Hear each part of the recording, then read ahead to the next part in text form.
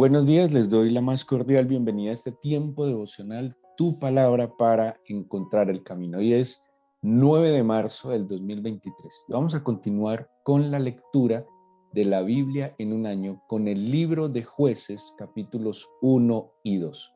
Jueces, capítulos 1 y 2.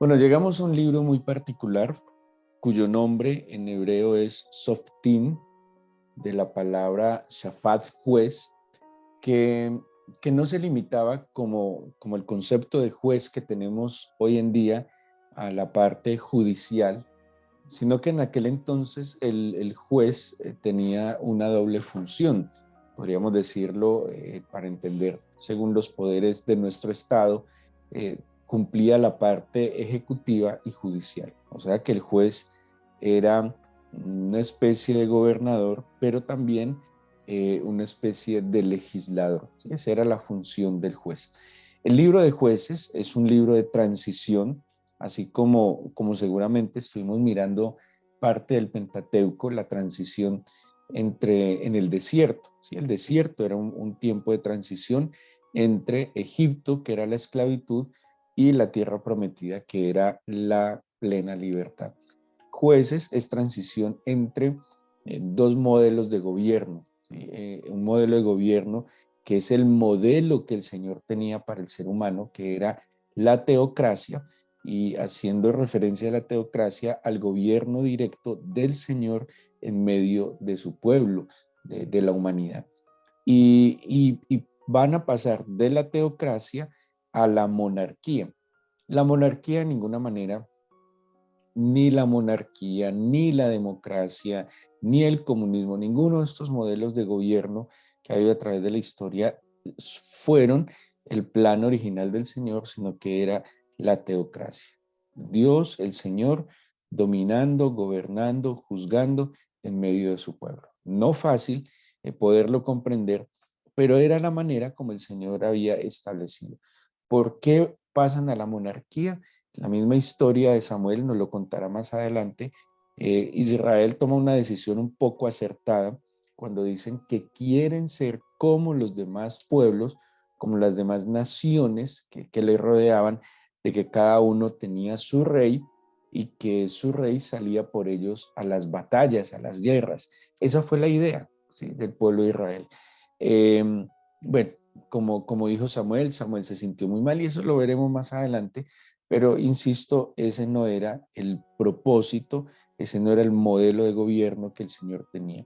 El modelo de gobierno siempre ha sido el Señor en medio de su pueblo. El modelo de gobierno es el Señor dirigiendo, ordenando, y de hecho, si habláramos de que ellos anhelaban un rey que peleara sus batallas, hasta este momento quien ha librado las batallas ha sido el Señor. Así que este libro es un libro de transición, es un libro donde ellos van a experimentar una de las épocas más difíciles que vivió el pueblo de Israel, difíciles porque de alguna manera se quedan sin un liderazgo unificador, ¿sí? El liderazgo de Moisés había sido muy importante, de su sucesor Josué fue muy importante y pudo mantener la unidad de todo el pueblo, ¿sí? De hecho, el principio de los jueces empieza muy bien y había un esquema muy particular en el pueblo donde, no sé si lo recuerdan, eh, ellos ingresan por la zona oriental, ¿sí? Yo les explicaba que Egipto está algo así como al suroccidente de la Tierra Santa. Había una manera de llegar y conquistar por el suroccidente, yéndose por la costa mediterránea y de esa manera ingresar a la Tierra Santa. Pero había una dificultad y eran habitantes, habla de gigantes y de hombres de gran envergadura, que seguramente hubiera sido muy fuerte para el pueblo de Israel quien todavía tenía que lidiar con sus propios conflictos, temores y limitaciones, como para de entrada empezar a enfrentar a un enemigo tangible. Por eso el Señor se los lleva a través de todo el desierto del Sinaí, bueno, con el propósito de darles también la ley y la instrucción como guía, pero también con el propósito de que ellos eh, se despojen en su corazón de Egipto, maduren caminando con el Señor, ¿sí? Conozcan al Señor a través de caminar con Él, viendo sus maravillas, viendo su provisión, viendo su protección, viendo su dirección, y de esa manera, en el camino de la mano del Señor, fuesen o fueran madurando, creciendo, organizándose para poder pasar a la conquista. Lastimosamente, ya sabemos la historia, se rebelaron y solo la generación posterior es la que va a ingresar. ¿Por dónde? Por el oriente. De alguna manera, si viéramos la ruta, si pudiéramos ver en un mapa, podríamos decir que es una vuelta, es una oreja bastante grande para haber ingresado, pero todo con un propósito. Ellos ingresan entonces del lado oriental del Jordán, ¿sí? El Jordán se convierte en un obstáculo. ¿Qué hay del lado oriental? El valle del Jordán es una depresión, de hecho está por debajo del nivel del mar, que viene desde el mar de la Galilea, y el mar de la Galilea, que está al norte, menos 200 metros bajo el nivel del mar, y el valle del Jordán viene haciendo un descenso hasta el mar muerto o mar salado, como se va a conocer también en la Biblia, hasta menos 400 metros bajo el nivel del mar. Toda esta depresión se convierte en una barrera natural, en una frontera natural. De hecho, hoy en día, todo ese valle del Jordán es la frontera entre dos estados, entre el estado de Jordania, que está al oriente, y el estado de Israel, que está a esta parte occidental de ese valle del Jordán. Cuando ellos van a pasar, hubo dos tribus que se quedan al lado oriental del Jordán.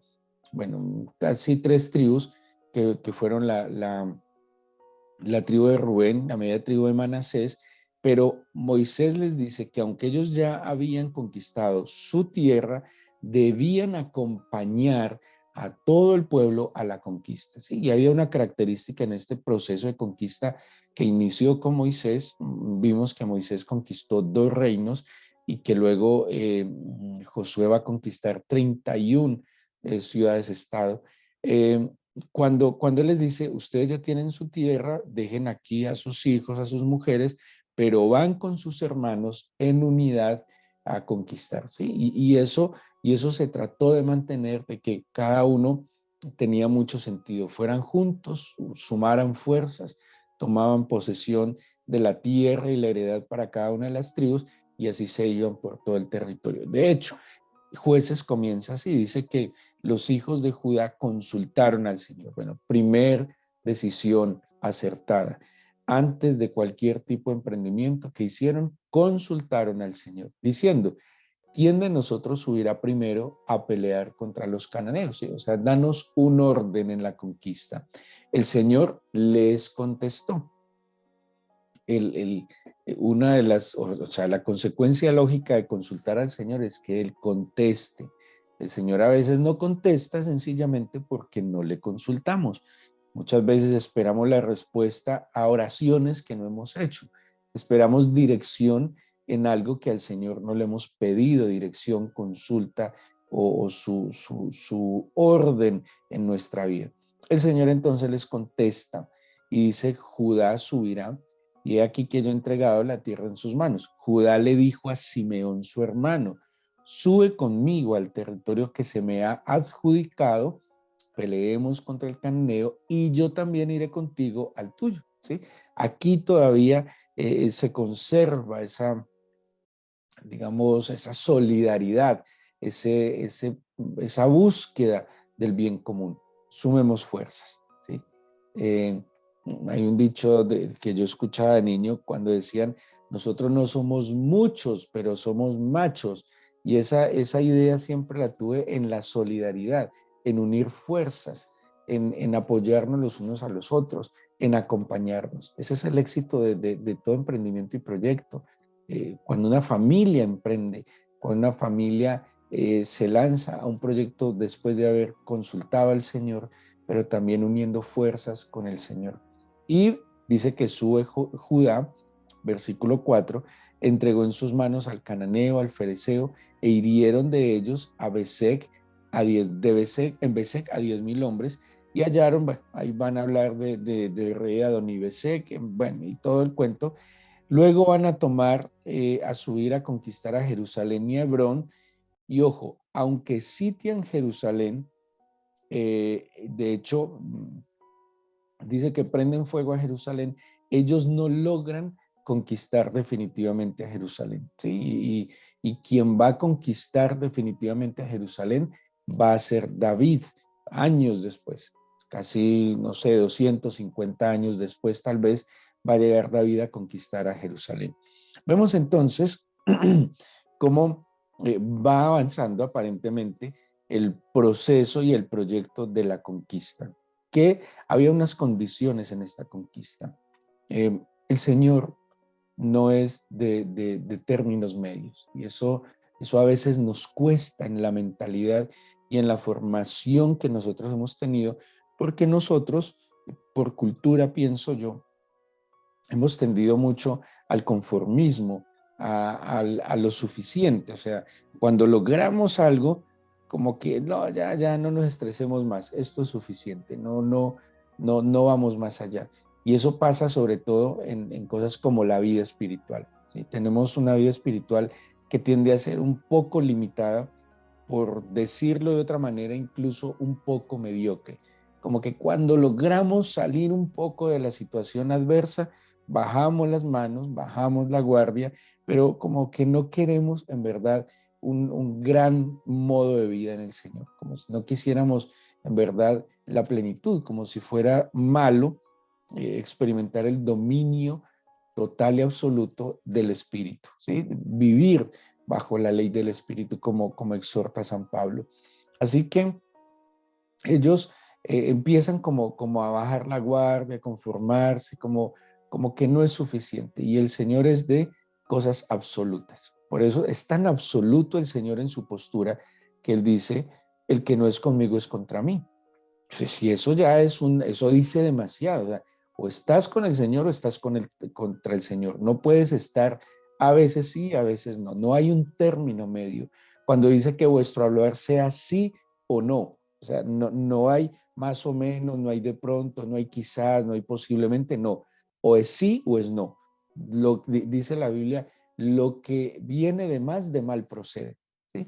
Y mire que muchas veces nosotros hasta en el hablar somos como dudosos, no somos seguros, y de pronto posiblemente, tal vez, no, es absolutamente.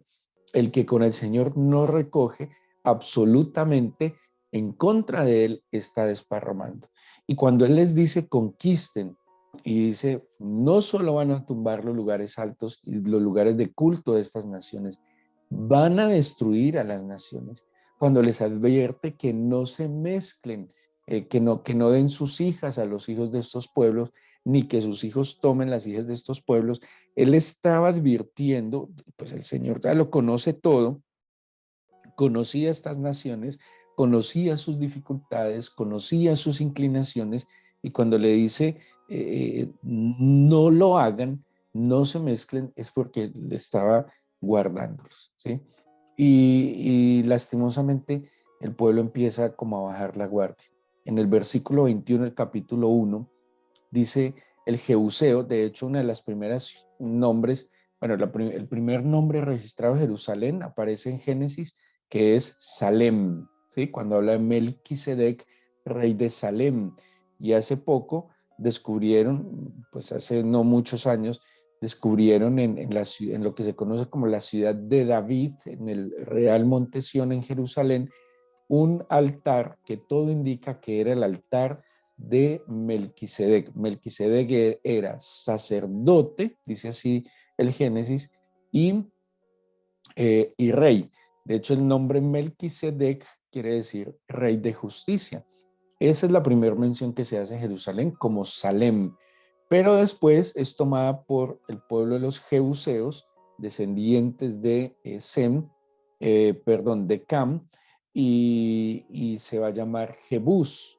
En la época en que llega Josué, los jueces, va a llamarse Jebús porque es la ciudad donde habitan los jebuseos. Y dice que habitó en Jerusalén. O sea, el jebuseo se quedó allí en Jerusalén, no lo pudieron desarraigar completamente y es una misión que va a completar David. Luego viene la conquista de la tribu de José de Betel, pero miren el versículo 27, ojo. Jerusalén no la pudieron conquistar, ¿sí? No la pudieron conquistar. Luego el 27 habla de Manasés, otra tribu, y dice que tampoco arrojó a los de Bet-Sean. Bet-Sean o Bet-Shean es una ciudad muy importante en la Galilea. Existe hoy en día digamos, los vestigios arqueológicos de esta ciudad. Luego en el 28 dice que Israel se sintió fuerte y lo máximo que logró con la ciudad de Bet-Shean fue hacerla tributaria, pero no la arrojó. El Señor no les dijo que hicieran estos pueblos tributarios, ¿sí? El Señor no les dijo, no, déjenlos ahí convivir con ustedes y que les paguen impuestos. No, el Señor les dijo, arrójenlos. El Señor les dijo, no intimen con ellos. El Señor les dijo, ustedes no van a convivir con ellos porque lastimosamente el mundo es seductor. Y si usted deja puertas entreabiertas, es que mire lo que dice la escritura. El que aportilla vallado, lo morderá la serpiente. Imagínense un vallado como un muro que le rodea, un muro de piedra. Imagínense, usted tiene su casa y su casa la rodea un gran muro de piedra. Ese es un vallado y una protección. Aportillar el vallado es abrir una pequeña puerta a ese vallado, ¿sí? ¿Y qué dice la escritura? El que le abre esa pequeña puerta a ese muro que le protege, que advierte, le morderá la serpiente. Entonces, a veces posturas que tienen los cristianos, ay, no hay que ser tan extremista, no hay que ser tan radical, las cosas no solo son de un solo tono, no, hay que abrir la mente. Claro, hay que abrir la mente, pero al Señor, hay que abrir la mente, pero a su palabra, hay que abrir la mente, pero a sus verdades, pero abrir la mente al mundo, abrir la mente a esta locura y desenfreno en la que está viviendo el mundo. A nosotros, ¿qué nos rige? ¿Lo que está escrito en la Biblia o nos va a regir las modas, tendencias que se van dando en un mundo que cada vez está más lejos del Señor? ¿Sí? Y ellos, cuando el Señor les dice, arrojen, destruyan, saquen, desarraiguen y habiten solos, pues les estaba advirtiendo precisamente esto. Esas pequeñas puertas que se dejan abiertas, que se convierten en por donde puede entrar la serpiente, y muy tenaz la alegoría que se usa de la serpiente, porque la serpiente pues es un símbolo de pecado y se le morderá y puede ser una herida mortal. Por eso, cuando Nehemías estaba edificando la ciudad de Jerusalén, que estaba levantando los muros, había algo muy tenaz y dice que ellos mantenían en una mano la espada y con la otra mano edificaban. Lo hacían día y noche. Tanto que dice, solo nos cambiábamos de vestido cuando nos bañábamos, día y noche. Y esto es muy significativo, que con una mano edificaban y con una mano la espada. O sea, mientras me protejo, estoy atento a defenderme. No bajaron la guardia, no lo dieron por hecho. En cambio, lastimosamente, en esta época a la que se está introduciendo el pueblo de Israel bajo los jueces, ellos bajan la guardia. Ellos se sienten muy confiados. Ellos creen que es suficiente con que fueran tributarios. Ellos creen que son más fuertes que aquellos pueblos y solo piensen en algo. Eran enemigos, es así de sencillo. Y el enemigo que queda vivo queda resentido y potencialmente iba a clavarle los ojos Y eso fue lo que le pasó literalmente al pueblo de Israel. Estos pueblos se vinieron en contra, y no solo porque el enemigo no solo causa estragos atacándonos, digámoslo así, en una confrontación bélica. El enemigo, y eso lo hemos visto en la historia contemporánea en el mundo, que el enemigo también puede debilitar a su contrario, culturizándolo. También lo puede atacar y debilitar con ideas.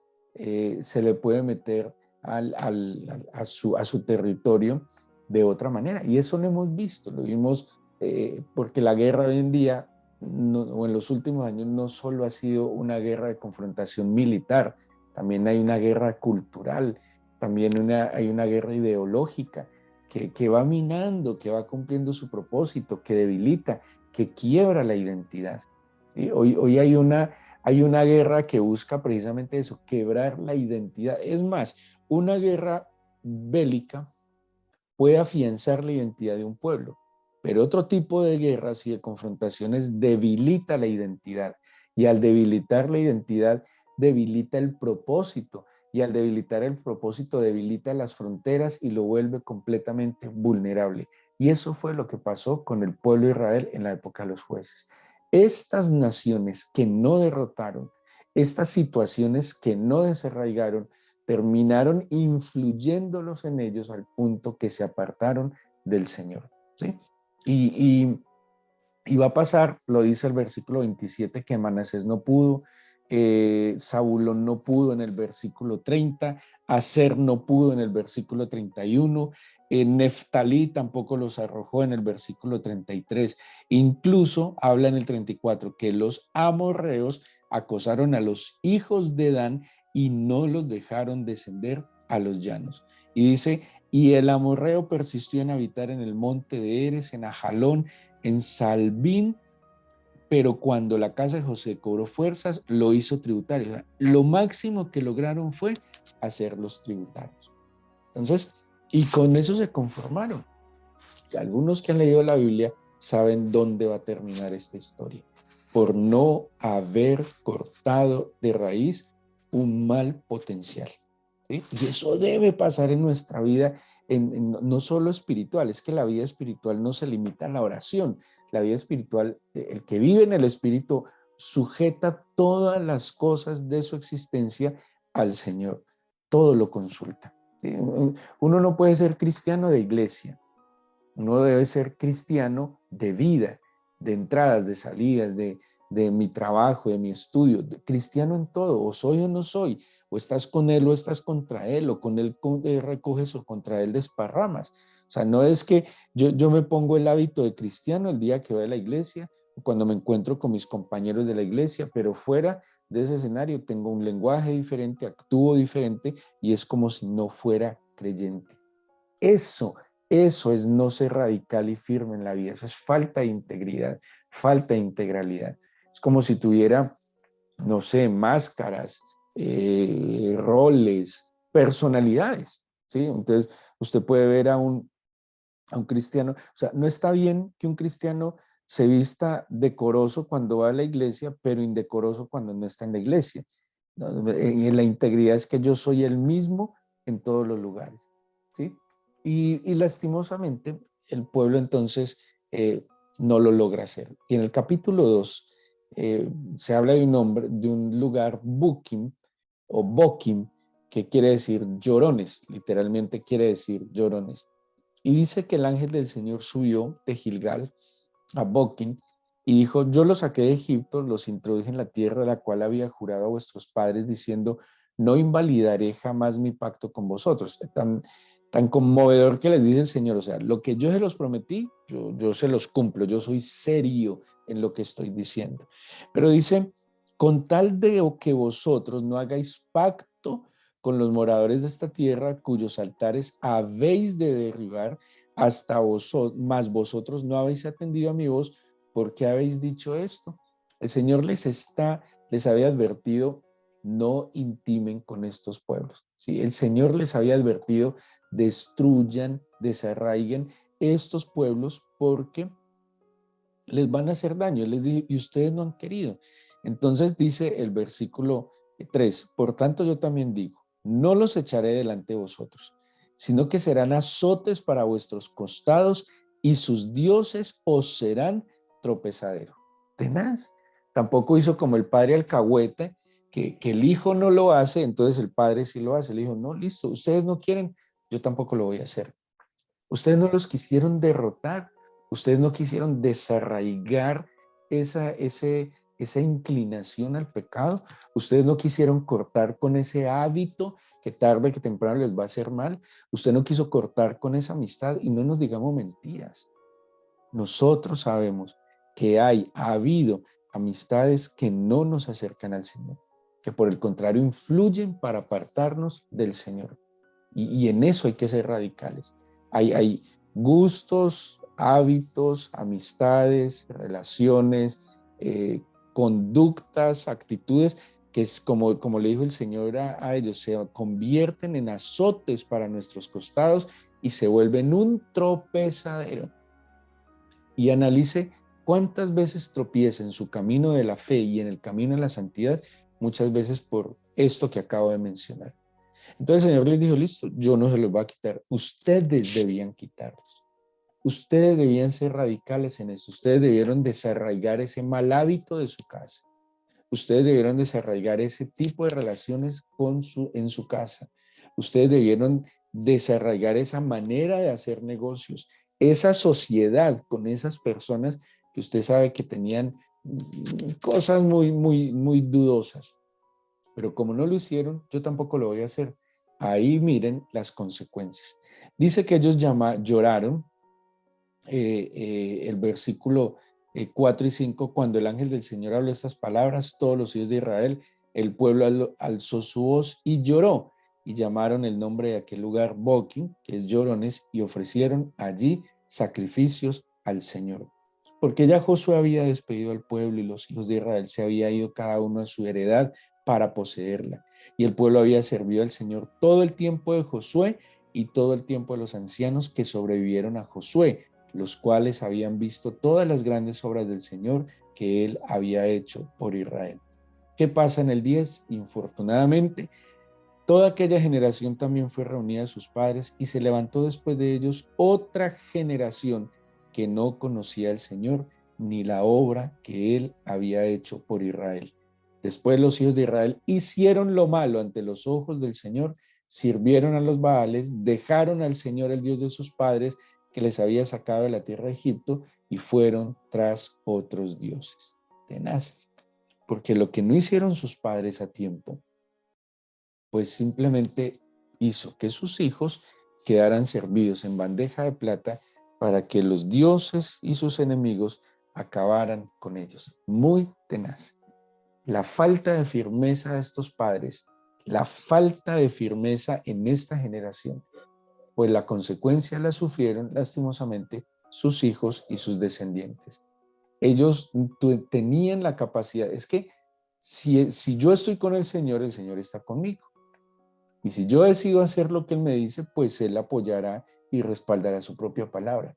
Ellos no lo quisieron hacer. Ellos aflojaron, ellos bajaron la guardia y pues ¿quiénes vinieron a sufrir las consecuencias? Sus hijos, por la falta de radicalidad, de firmeza, de establecer las cosas claras como debían ser.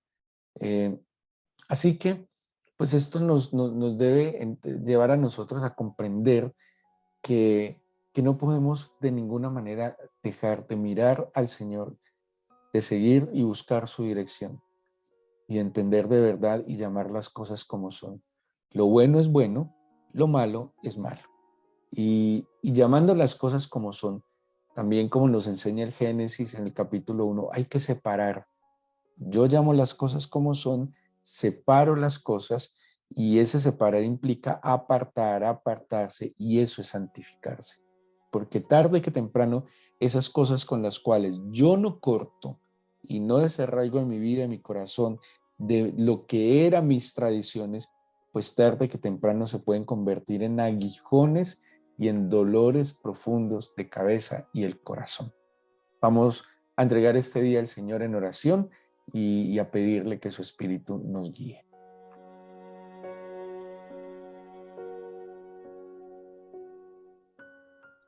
Te pido tu compañía, tu presencia, Señor, tu ayuda, tu dirección y respaldo. Que nuestros sentidos se despierten a ti, que podamos, Señor, discernir nuestro entorno y tomar decisiones firmes. Señor, guárdanos de la mentira y del engaño, autoengaño. Permítenos más bien, con sabiduría, consultarte antes de emprender cualquier tipo de camino y pedir tu bendición y tu dirección. Abre nuestros sentidos para saber las cosas que nos rodean que potencialmente pueden convertirse en una amenaza. Tú todo lo conoces, Señor, y tú adviertes, preparas. Señor, tú no quieres el sufrimiento de tus hijos ni de tu pueblo. Yo te pido, Señor, que me hagas consciente de aquellas cosas a través de las cuales yo abro esas pequeñas puertas de ese vallado que tú eres alrededor de mí. Esas pequeñas zorras que echan a perder las viñas, como dice el libro de los Cantares. Esas pequeñas locuras que menciona el libro Eclesiastés, que hacen, y lo compara a las moscas que hacen heder el perfume. Esas pequeñitas situaciones, pensamientos, relaciones, saluditos, amistades, noticas, que pueden simplemente estar abriendo grandes puertas para la destrucción de nosotros, de nuestra familia, de lo que has puesto en nuestras manos. Muchas desgracias que han venido a tu pueblo, Señor, han venido con pequeñas cosas que se permitieron. Enséñanos y permítenos ser firmes y radicales. Por favor, oh Dios, este es un tiempo peligroso, así lo advierte la Escritura. Y es un tiempo donde más firmeza nos demanda, Señor mío. Bendice a tu pueblo, sobre el cual tu nombre se invoca, escucha sus oraciones, guárdanos de todo mal y de todo peligro, te lo pido en el nombre de Jesús. Amén.